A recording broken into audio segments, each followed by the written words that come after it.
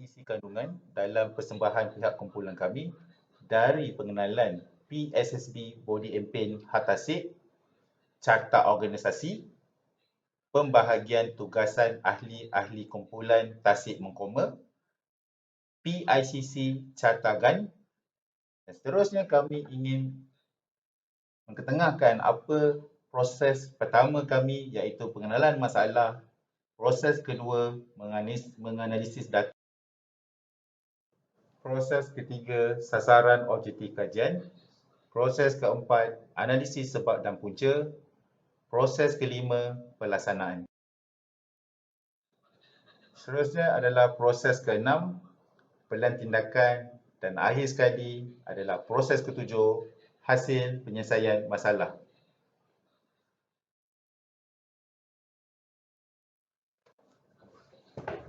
Tajuk pertama yang ingin kami sampaikan adalah pengenalan PSSB Pro 2 Body and Pain Hatasik. PSSB Pro 2 Body and Pain Hatasik telah mula beroperasi pada 1 Februari tahun 2020 dan lokasinya di Jalan Kuala Kangsar, Ipoh. Jenis perkhidmatan kami yang kami tawarkan kepada pelanggan adalah seperti membaiki pulih kenderaan kemalangan untuk tuntutan insurans dan juga tunai. Kaki tangan kami seramai 29 orang yang terdiri daripada 13 kaki tangan Pro 2 dan juga 16 kaki tangan kontraktor yang dilantik. Untuk makluman tuan-tuan dan puan-puan, sasaran intake pada tahun 2021 untuk PSSB Pro 2 Body and Pain Hatasik adalah sebanyak 293 unit, manakala untuk sasaran sales adalah sebanyak 6,884,669 ringgit. Berikut adalah organisasi carta kumpulan Tasik Mengkoma.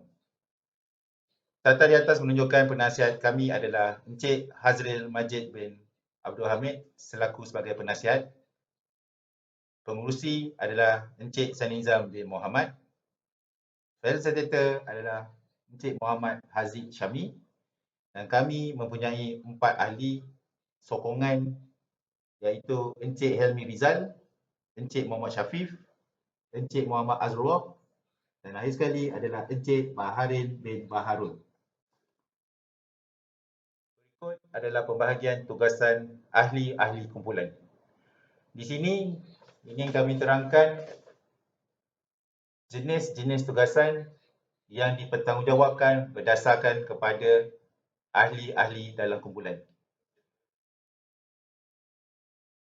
Encik Hazri Majid adalah akan bertanggungjawab untuk memberi nasihat di dalam proses pembaruan projek kami. Pengurusi Encik Sanizam adalah bertanggungjawab untuk mengurus dan nasihat secara keseluruhan pembaruan projek. Ketua projek Encik Haziq bertanggungjawab untuk menguruskan projek untuk dilaksanakan dan menguruskan segala perancangan. Dan juga ahli-ahli kumpulan kami seramai 4 orang bertanggungjawab untuk mengumpul data analisis, mencari kaedah ingin diguna pakai, memantau proses, merancang idea-idea untuk memperoleh sasaran projek dan akhir sekali menguruskan data-data yang diperoleh untuk dilengkapkan. Perbincangan seterusnya adalah carta PICC GAN. Pertama, kami telah bermula dalam kajian kami pada bulan Januari sehingga pada bulan Jun tahun 2021. Iaitu aktiviti kami iaitu mengenal pasti masalah dihadapi yang terdiri daripada pembentukan kumpulan dan juga pembincangan masalah-masalah yang mana kami telah bermula daripada bulan Januari dan juga bulan Februari. Seterusnya adalah pengumpulan analisis data, iaitu mana proses pengumpulan data-data untuk dianalisis dalam kumpulan kami telah memulakan pada bulan Februari sehingga bulan Mac. Seterusnya, kena pasti sasaran aktiviti kami adalah untuk mengenal pasti sasaran berdasarkan data-data analisis yang diambil pada bulan Februari dan juga Mac. Analisis data yang dikumpul berdasarkan masalah yang dikaji, kami telah bermula pada bulan Mac sehingga April. Seterusnya adalah mengenal pasti kaedah-kaedah penyelesaian merujuk pada pelan tindakan yang diambil untuk atasi masalah tersebut. Kami telah membincangkan pada bulan Mac sehingga bulan April. Pelaksanaan pelan tindakan dari hasil kajian kami telah merujuk dan juga membincangkan isu tersebut pada bulan April sehingga bulan Mei, dan akhir sekali keputusan dan implementasi hasil pelan tindakan yang diambil dan keputusan yang untuk diseragamkan adalah pada bulan Mei sehingga pertengahan bulan Jun.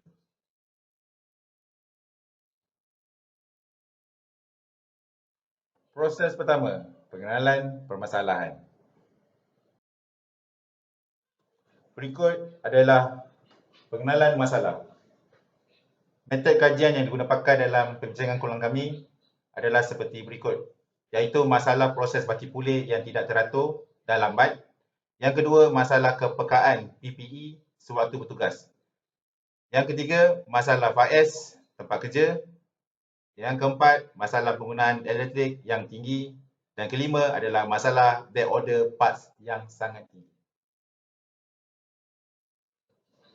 Berikut adalah permasalahan dan kriteria yang mana kami telah mengklasifikasikan permasalahan tersebut yang wujud di PSSB Pro 2 Body and Paint Hantasik kepada 4 kriteria, iaitu kos, prestasi, proses dan CSI.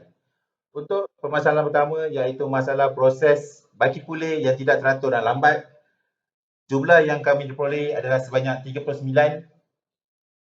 Yang kedua, masalah kepekaan penggunaan PPE di kalangan kaki tangan sewaktu bertugas adalah sebanyak 26. Masalah FAS iaitu kebersihan di tempat kerja, jumlah yang diperolehi adalah sebanyak 28. Dan masalah penggunaan elektrik yang sangat tinggi adalah sebanyak 17. Dan akhir sekali, masalah isu back order spare part yang sangat tinggi, kami telah mendapat hasil jawapan sebanyak 16.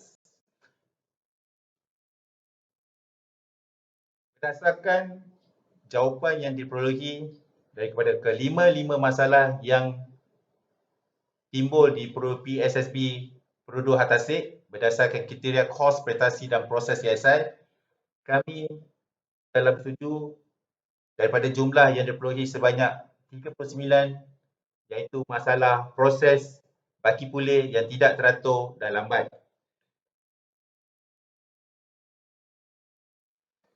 Definisi masalah yang kami perolehi selepas perbincangan dari kalangan ahli kumpulan kami berdasarkan kepada 4 konsep, iaitu target, objek, place dan purpose. Tajuk tersebut adalah mengurangkan masa proses baki pulih yang pendek di Hantasik untuk memaksimumkan keuntungan dan peningkatan CSI. Langkah kedua, menganalisis data. Sebelum saya meneruskan topik kajian kumpulan kami, ingin saya menerangkan pengenalan kepada proses tuntutan yang kami tawarkan kepada pihak pelanggan, iaitu daripada Insurance Claim Process Flow. Yang mana tuan-tuan, puan-puan lihat flow carta yang daripada tuntutan yang pertama, maknanya daripada kereta masuk daripada Pro 2 sehinggalah kereta tu siap dibaki. Proses tugasan body and paint insurance yang mana saya terangkan sebentar tadi, iaitu daripada kereta masuk di dalam Pro 2, kami akan mendaftar melalui sistem PSSS, iaitu sistem Pro 2 pada hari yang sama kecuali kemasukan kereta selepas waktu bekerja, iaitu selepas pukul 5 petang. Yang kedua, kami akan mendaftarkan kereta tersebut dalam sistem management dan proses tersebut dibuat dalam tempoh 3 hari selepas proses penyerahan dokumen lengkap daripada pihak pelanggan. Proses berikutnya adalah proses penilaian adjuster yang mana proses ini akan dilakukan dan dilaksanakan dalam tempoh 2 hari daripada tarikh pendaftaran merriment, dan pihak adjuster daripada syarikat insurans akan hadir di Pro 2 untuk menilai kerosakan kereta berdasarkan laporan yang kami sertakan. Proses keempat adalah tempahan ala ganti yang mana selepas pihak adjuster daripada insurans memberi kelulusan, pihak kami akan membuat tempahan ala ganti berdasarkan kelulusan daripada pihak insurans. Seterusnya adalah proses kelima, penerimaan ala ganti, iaitu service advisor, penasihat body paint advisor akan memasukkan semua ala ganti yang diorder melalui sistem Pro 2, iaitu sistem PSS. Seterusnya, proses keenam adalah permulaan baiki pulih. Service advisor akan memberi jangkaan masa siap baiki pulih berdasarkan tarikh kelulusan daripada pihak insurans. Dan kelulusan ketujuh adalah kerja baik pulih, yang mana pihak kontraktor akan memulakan kerja baiki pulih dan akan memaklumkan jikalau ada penambahan kerosakan pada bahan kenderaan. Staf mekanikal akan memulakan kerja melibatkan bahagian enjin dan mana-mana kenderaan untuk memudahkan kerja baik pulih badan kenderaan. Staf mekanikal akan memulakan kerja melibatkan bahagian enjin atau apa-apa bahagian kenderaan selepas kerja baiki pulih badan kenderaan selesai. Proses ke-8 adalah proses mengecat. Proses penyemburan pada keseluruhan permukaan badan kenderaan. Setelah penyemburan, bahagian kenderaan tersebut akan melalui proses pemanasan di bawah cahaya inframerah bergantung kepada skala penyemburan permukaan badan kenderaan. Proses ke-9 adalah bahagian pemasangan. Untuk menyempurnakan semua proses pemasangan ala ganti tidak termasuk barang mekanikal. Dan seterusnya adalah proses menggilap, iaitu proses pengilatan dan membuat permukaan cat lebih berkilat selepas clear coat dilakukan pada permukaan badan kenderaan. Dan seterusnya, ini dikategori sebagai pemeriksaan kualiti 1, iaitu QC sheet nombor 1. Iaitu foreman akan melakukan proses penilaian visual selepas kerja-kerja disiapkan. Sekiranya kenderaan tersebut tidak memuaskan dan kereta tersebut akan dipulangkan semula dan dibaiki semula di pihak assembly. Dan seterusnya adalah pemeriksaan kualiti 2. Pihak foreman akan membuat pemeriksaan terakhir, merangkumi penukaran ala ganti bersama kelulusan insurans dan serta melakukan pandu uji. Berikut adalah contoh gambar proses dokumen claim yang dilakukan oleh pihak kaki tangan service advisor. Proses kedua adalah proses estimate kerosakan kenderaan yang dilakukan oleh kaki tangan suatu kereta berada di dalam pekarangan Pro 2 menilai tahap kerosakan kenderaan sebelum dihantar laporan kepada pihak insurans. Pihak insurans memberi kelulusan kepada Pro 2 berkaitan dengan kenderaan yang kemalangan berikut. Kami akan melakukan proses pertama, iaitu proses pembahagian bodi, iaitu proses yang pertama pihak kami akan membaiki structure panel badan kenderaan yang rosak. Proses keempat adalah proses masking yang mana dilakukan oleh staf bahagian penyemburan cat sebelum melakukan penyemburan cat di dalam spray booth.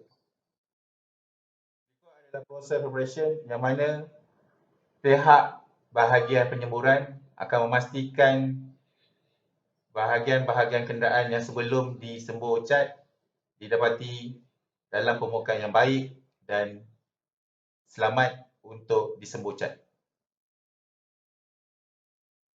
Langkah seterusnya proses adalah bahagian penyemburan cat yang mana kaki tangan akan memakai PPE dan bertanggungjawab untuk menyembur cat selepas selesainya proses preparation dan juga sanding.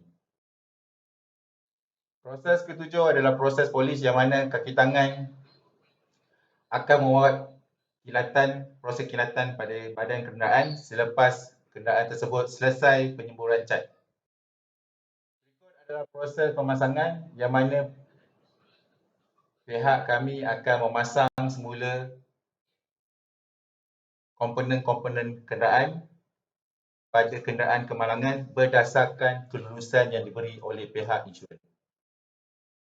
Proses berikut adalah proses mekanikal yang mana pihak kami akan memasang dan menukar ala ganti yang baru yang melibatkan komponen mekanikal kepada kenderaan kemalangan merujuk kepada kelulusan yang diberi oleh pihak insurans. Selepas kenderaan berikut telah lulus di bahagian quality check yang diperiksa oleh pihak foreman, kenderaan tersebut akan siap dibaki dan boleh diambil oleh pihak pelanggan. Perbincangan berikut adalah analisis data intake daripada bulan Julai sehingga Disember pada tahun 2019.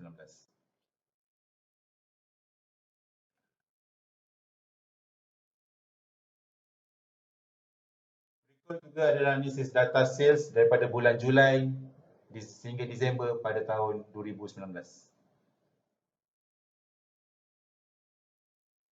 Punca permasalahan dan kesan. Kajian kami menjurus kepada proses monitoring baki pulih. Apa yang kami ingin ketengahkan adalah tiada proses monitoring. Jika sesuatu proses tiada monitoring, hasilnya akan gagal. Sekiranya proses ada monitoring, hasilnya akan berjaya. Proses ketiga, sasaran objektif kajian. Mengurangkan masa proses baki pulih yang pendek di Hub Tasik untuk memaksimumkan keuntungan dan juga peningkatan CSI.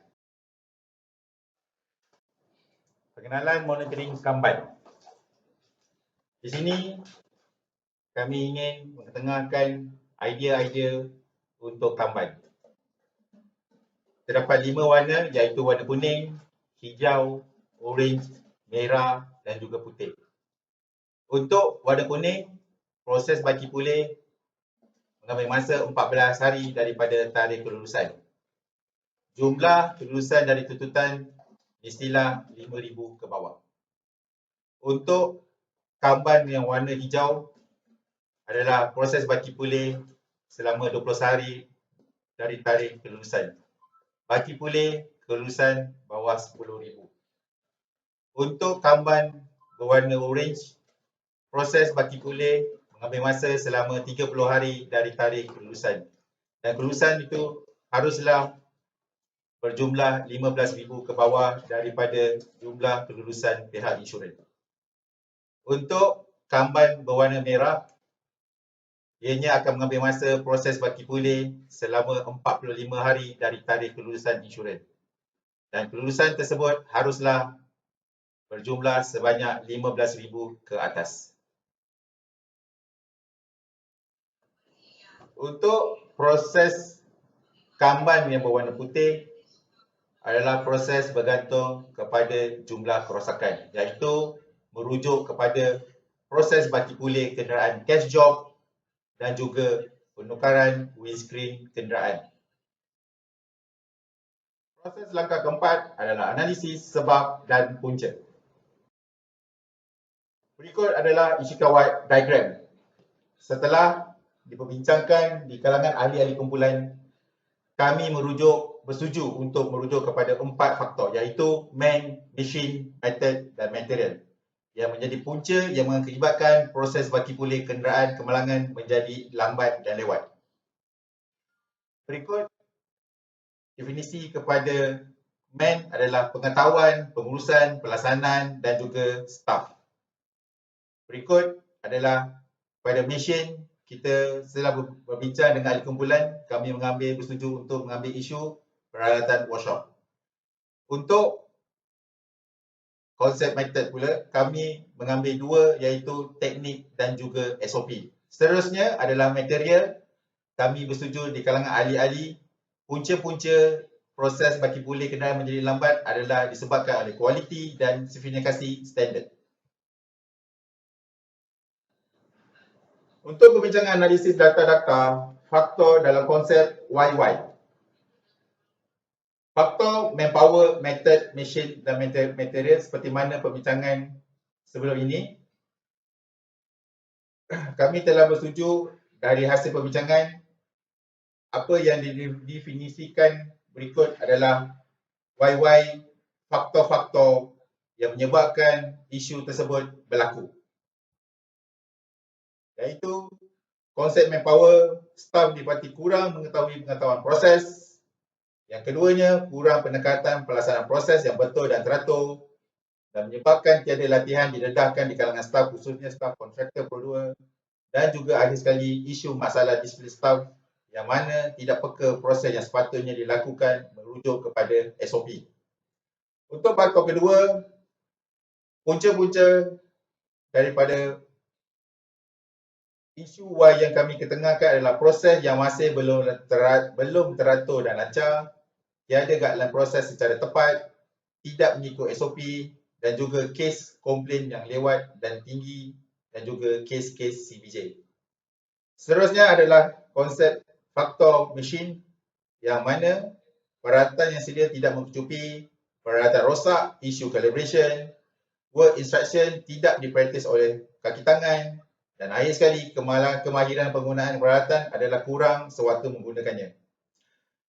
Untuk faktor yang terakhir iaitu faktor material, merujuk kepada perlu menjaga proses kerja yang mendapatkan hasil yang baik harus mengikut apa yang dipraktis merujuk piawaian ISO, perancangan yang tidak teratur, tidak efektif disebabkan isu back order, dan akhir sekali proses perancangan yang rumit yang sukar dipahami oleh kaki tangan.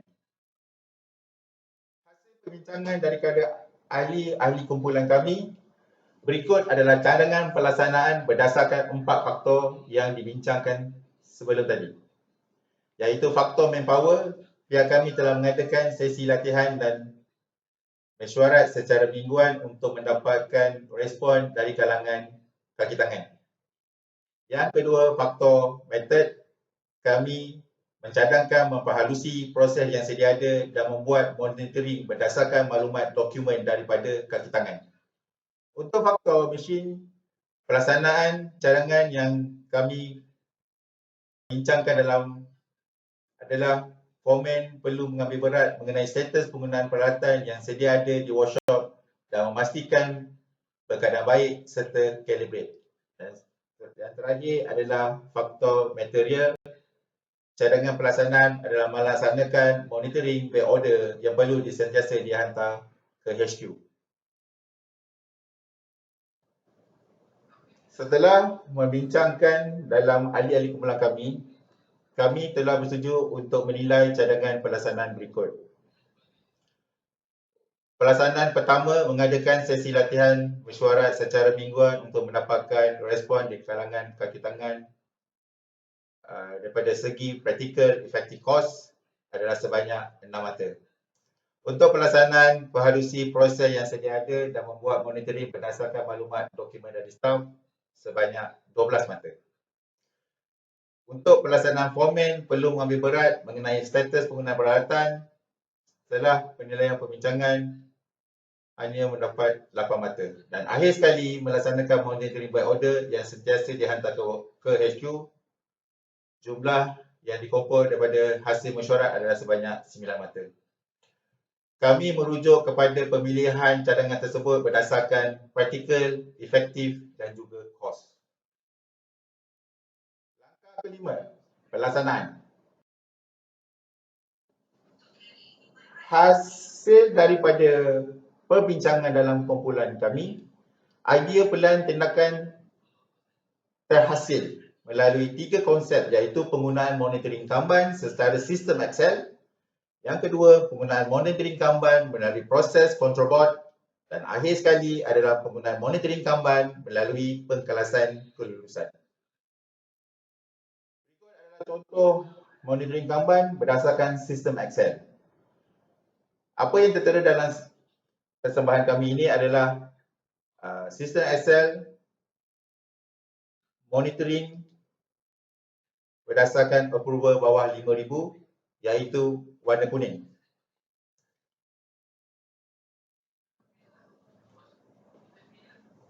Data menunjukkan adalah monitoring Kanban sistem Excel approval bawah 10,000. Monitoring Kanban sistem Excel approval bawah 15,000. Rajah menunjukkan adalah monitoring Kanban sistem Excel approval bawah 15,000 yang berwarna merah.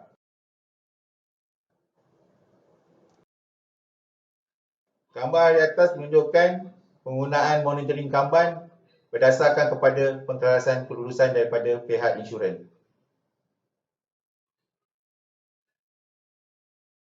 Berikut adalah contoh Kanban pengkelasan kelulusan yang kami praktis di Purudua Hatasik. Gambar pertama menunjukkan Kanban monitoring spray yang mana kami telah membuat monitoring dokumen berdasarkan proses kenderaan yang berada di kawasan penyemburan cat. Dan gambar kedua adalah Kanban monitoring untuk back order dan juga supplementary sekiranya ada pada kenderaan tersebut. Gambar rajah menunjukkan kepada monitoring Kanban proses control board. Untuk makluman tuan-tuan dan puan-puan, apa yang dimaksudkan oleh M0704, M0801, M0802 itu adalah merujuk kepada M adalah kepada bulan. Bulan 7 adalah bersamaan Julai. 04, 01, 02, 03 merujuk kepada minggu pertama, minggu kedua, minggu ketiga dan minggu keempat. Langkah ke-6, pelan tindakan. Gambar di atas menunjukkan penggunaan monitoring Kanban berdasarkan pengkelasan kelulusan yang dibincangkan sebelum tadi. Kertas berkenaan pihak kami akan meletakkan di atas panel dashboard setiap kenderaan. Berdasarkan kepada isu back order, supplementary dan juga isu jumlah kelulusan daripada pihak insurans. Gambar di atas menunjukkan penggunaan monitoring Kanban iaitu daripada proses control board seperti mana yang saya maklumkan tadi. Di sebelah whiteboard itu adalah nama supervisor body appeal dan juga definisi kepada M0801 iaitu bulan 8 minggu pertama.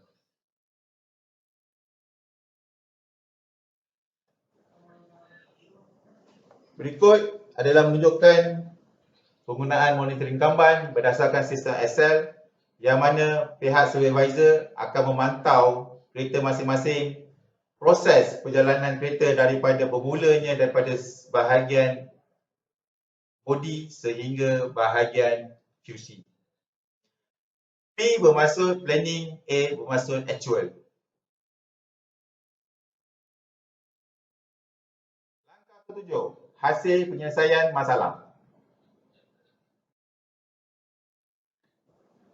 Berikut adalah analisis data intake yang diambil pada bulan Julai sehingga Disember 2020 yang mana terdapat peningkatan dalam tempoh 6 bulan berikut. Analisis data ialah merujuk kepada jumlah sales daripada bulan Julai sehingga Disember tahun 2020 juga menunjukkan peningkatan cemerlang berdasarkan berbanding dengan bulan Julai sehingga Disember pada tahun 2019.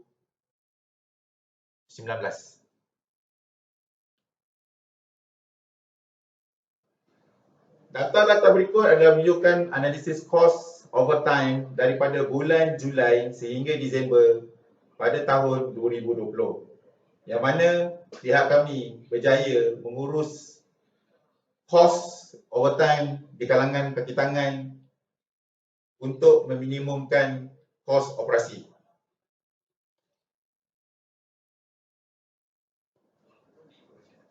Hasil kejayaan tersebut, kami telah mendapat maklum manas positif daripada pihak pelanggan di Puru 2 Gori Empin Tasik.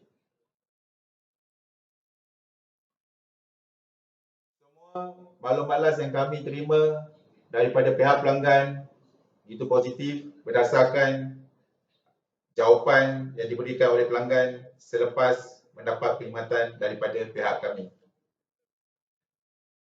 Terima kasih persembahan dari kumpulan kami, Get the Basic Done Tower Self Reliance. Terima kasih dan jumpa lagi.